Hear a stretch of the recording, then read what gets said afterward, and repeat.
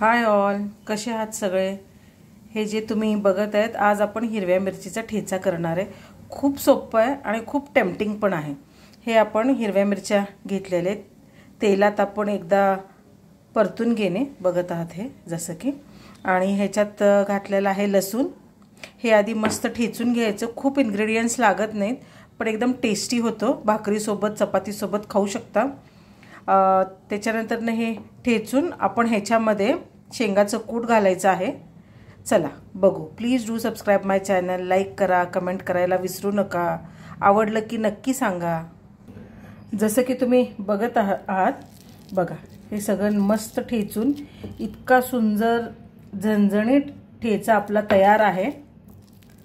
मी हे जर तुम्हाला काढून दाखवते, खूप सुंदर होतो आणि काही खूप मऊ करायची पण गरज नाहीये, पण टेस्टी आहे। ह्याच्यात तुम्ही तूप घालून खाऊ शकता किंवा तेल, खूप लोक तेल घालून खातात। भाकरी सोबत, चपाती सोबत, दोन्ही सोबत एकदम चांगलं लागतं।